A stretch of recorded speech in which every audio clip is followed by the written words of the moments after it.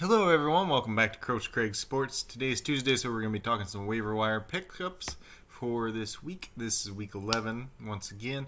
Honestly, this is not a very good waiver wire week. There's a couple guys out there, but nobody that you're going to want to go spend a bunch of fab budget on. If you guys need to pick up somebody to fill a hole, that's obviously something to fill. But otherwise, if you're a team that's already in the playoffs, you're probably going to look at some more upside guys. I don't have quite as many of them on this list though, but if you'd be looking at guys like your key handcuffs, like Alexander Madison, Latavius Murray. I'd even throw Devontae Booker in that group too. He's played pretty well this year. And then Josh Jacobs does have that injury history as well.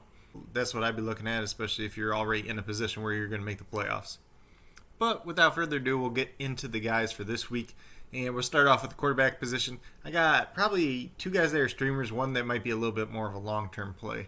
So first up, we got Kirk Cousins. He played last night, 25 out of 36, 292 yards, 2 touchdowns, 1 interception, -1 rushing yard, 21.58 fantasy points.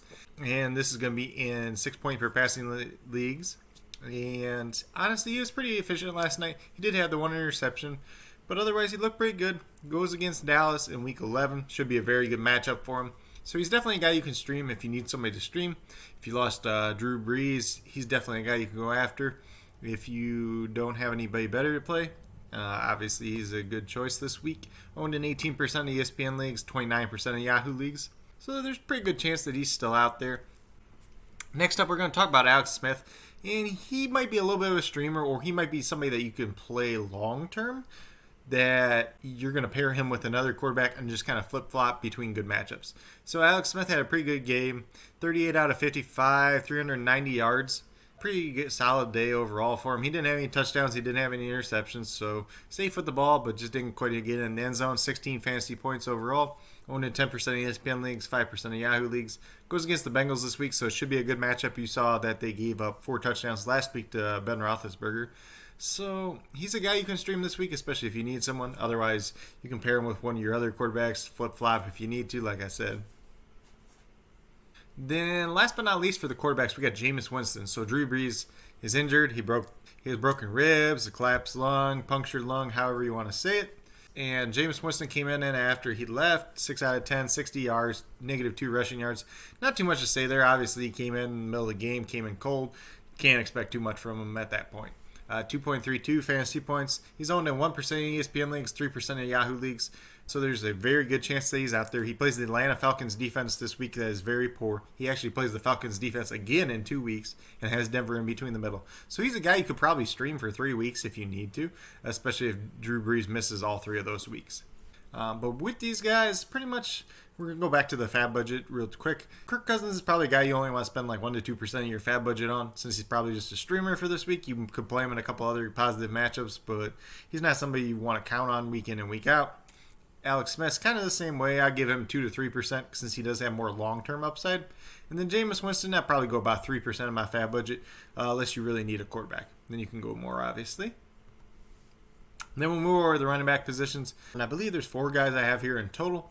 And the first one up is going to be Nyheim Hines. He played on 56% of the snaps, 12 carries, 70 yards, 1 touchdown, 6 targets, 5 receptions, 45 receiving yards, 1 touchdown, 28.5 fantasy points.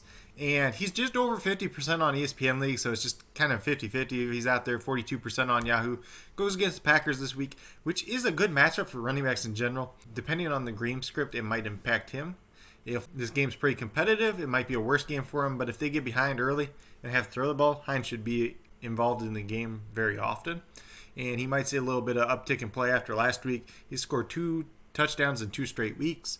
Obviously, it's just the playing time and the touches are the concerns here. But if he's starting to take over in this backfield, he's definitely worth it. So he's a guy that you can probably spend like 10 to 15% of your fab budget on him. Just depends on your league. Depends if you need a running back either this week or long term, because he definitely does have some long term upside, especially if he kind of takes over that job and sees more consistent touches week to week. If he's up in that 15 touch range, he's definitely going to have value throughout the rest of the year.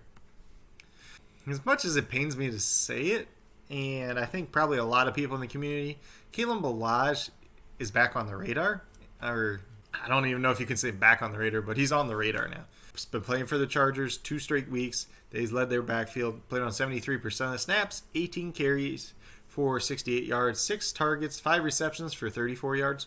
That is a little bit notable because he does give you a little bit of a floor then. He's not a great receiver by any means, but if they're going to throw him the ball and let him run a couple of routes, it's definitely a nice added value. 15.2 fantasy points. I was kind of surprised. ESPN, he's owned in 48% of ESPN leagues, which was really high. So it might have been just the ESPN fantasy team wrote about him last week, and a lot of people read that article. On Yahoo, he's only owned in 20%. Goes against the Jets this week, so it should be a very good matchup. Austin Eckler probably will not be back this week. He might be back next week.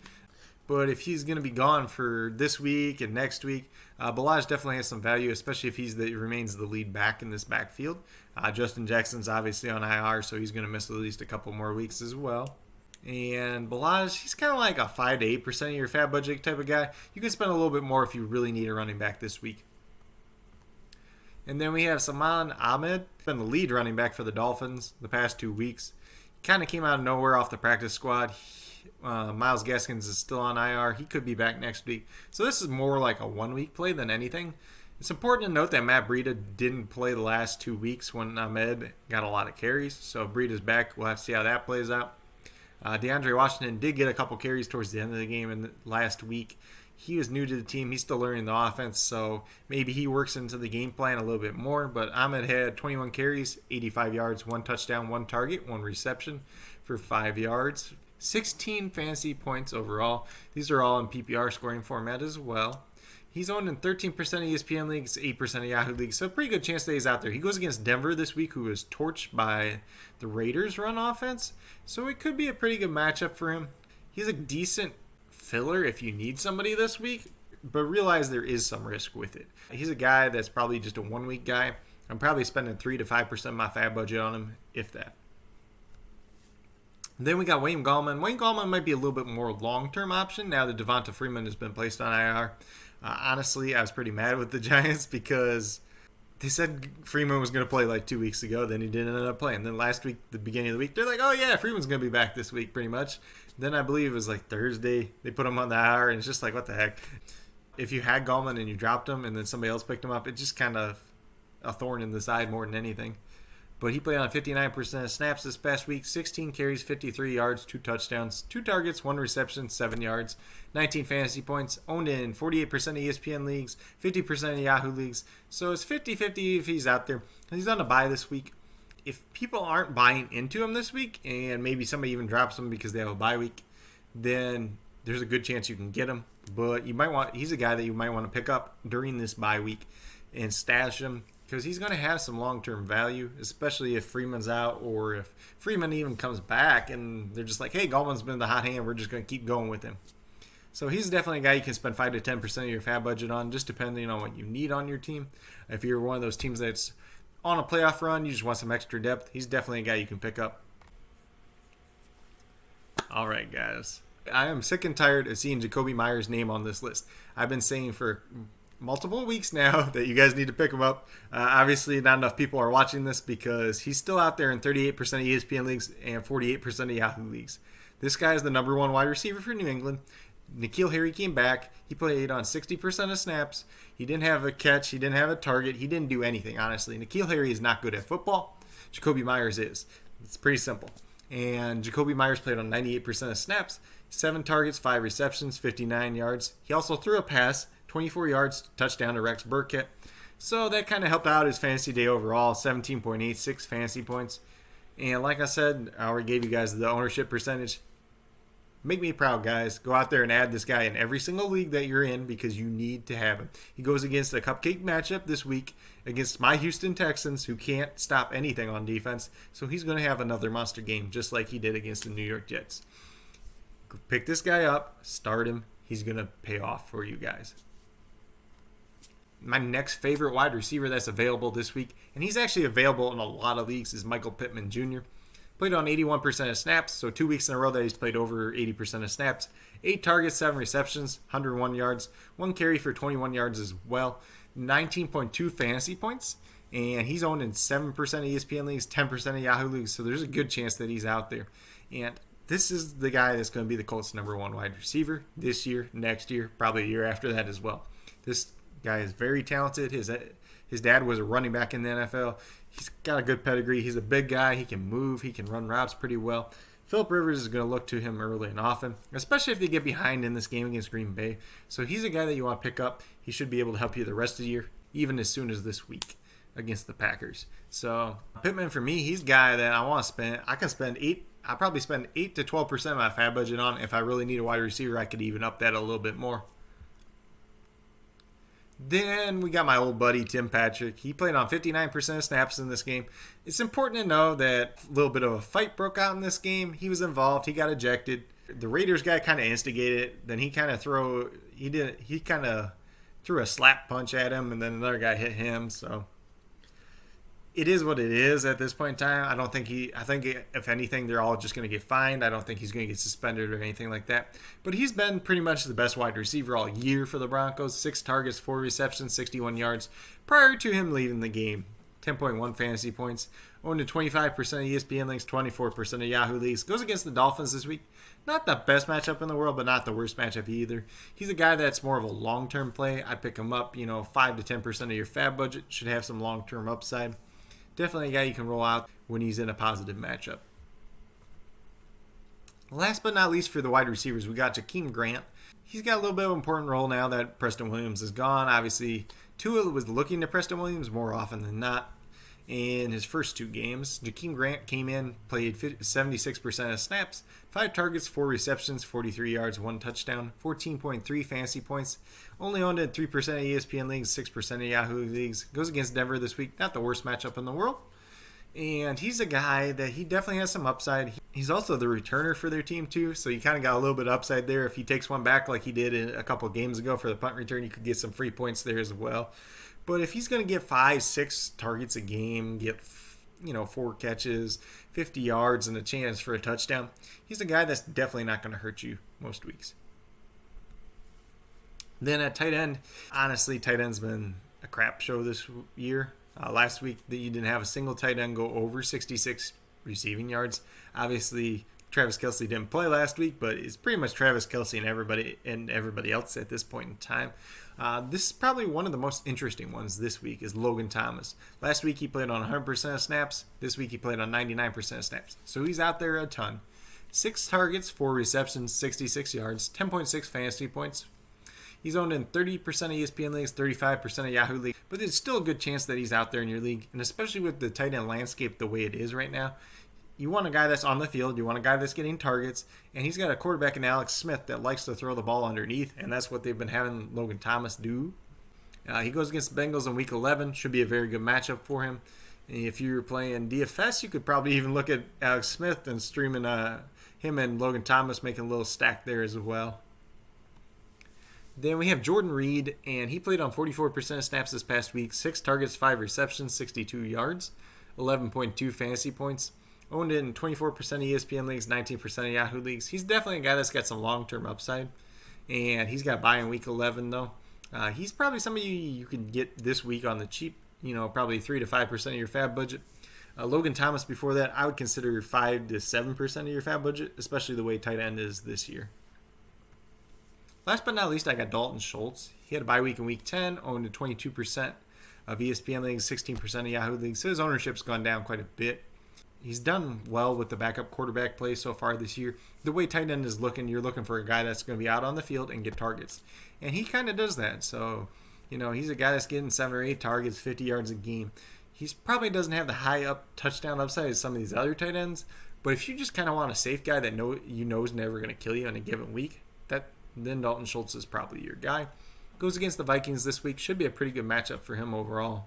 So he's a guy that I'd probably spend 2 to 3% of my fab budget on. He's a great filler tight end if you need one this week. Then last but not least, we got the defenses to consider for Week 11. These are the ones that are under 50% owned for the most part. And first off, we're going to start with Miami. 48.5% owned in ESPN. 59% in Yahoo. Goes against Denver this week. Very good matchup. They have a couple of weeks in a row where they have very good matchups. So if they're out there in your league, I would definitely recommend picking them up. They've been one of the better defenses overall this year. And normally I'm not for spending a bunch of fab on my defense. But if you get a defense like them that could be solid for the rest of the year, you can spend 6 or 7% of your fab budget on them and not feel too bad about them because you're going to get multiple weeks of production out of them. Then we got the Chargers defense, and they're owned at 33% of ESPN leagues, 44% of Yahoo leagues. It goes against the Jets this week. Obviously, the Jets have had struggles of their own, and it should be a good matchup for the Chargers overall. Hopefully, they get Joey Bosa back in this game because that could help. That would help boost their pass rush quite a bit against this New York Jets team. But it's definitely a good matchup. But it's probably one you just want to spend like 2% of your fab budget on overall. Cleveland's the next one. They go against the Eagles this week. And Cleveland's pass rush is pretty good. Philadelphia Eagles' offensive line play has been pretty poor this year. So it could be a good matchup for Cleveland. Carson Wentz has made turnovers. If they get some of those turnovers, it definitely could be a good game for this Cleveland defense. They're owned in 21% of ESPN leagues and 19% of Yahoo leagues. So there's a pretty good chance they're out there as well. But like I said, overall, this isn't the greatest week for waivers. If you guys have any questions regarding waivers, just let me know. Like I've said in the past, I try to profile guys that are owned in less than 50% of ESPN leagues, 50% of Yahoo leagues. That doesn't mean they're out there in every single league, and it doesn't mean that there's not guys that are 60% rostered that are available in your league as well. It's important to keep that in mind. If you guys have any questions at all, feel free to reach out to me. I'll let you know who I think you should pick up, who you should drop, anything like that. If you guys might have the trade deadline in your league this week, if you got any questions about trades, just let me know as well. Whether it's down in the comments at my email, coachcraigsports@gmail.com, on Twitter at Coach Craig Sport, or on the Coach Craig Sports Facebook page. But with that being said, if you guys liked and enjoyed this video, please give it a thumbs up. If you haven't already subscribed to the channel, please consider doing so. It helps build the community that we're trying to grow here at Coach Craig Sports, and that's one for you, the viewers, helping you guys with your fantasy football teams, helping you guys enjoy fantasy football more, and bringing home some championships for your teams as well. If you're a new or current subscriber who's yet to do so, also hit that notification bell. It lets you know every time that I post up a video. Like I've been saying, post up a video pretty much Monday through Friday. Might have another one in there on the weekend from time to time. If you guys haven't already checked out my articles on the Podcasting Network, please do so. I think they're pretty good. Check out all the other articles that are up on that site as well. We have a great team of writers. The link to that site is down in the description below. And last but not least, the 2 Point Podcast. What we're doing over there is we're previewing every game for the week, saying things that we are looking for, and then we're doing a recap of what we learned from each game. Our Week 10 recap just went up this morning. If you guys are interested in that, be sure to check that out as well. But with that being said, that's all I got for today's video. Hopefully you guys all enjoyed. Hopefully you guys are able to pick up some players off of your waivers that are able to help you win this week and in the future. Like I said, if you guys have any questions at all, please feel free to let me know. And have a great rest of your day.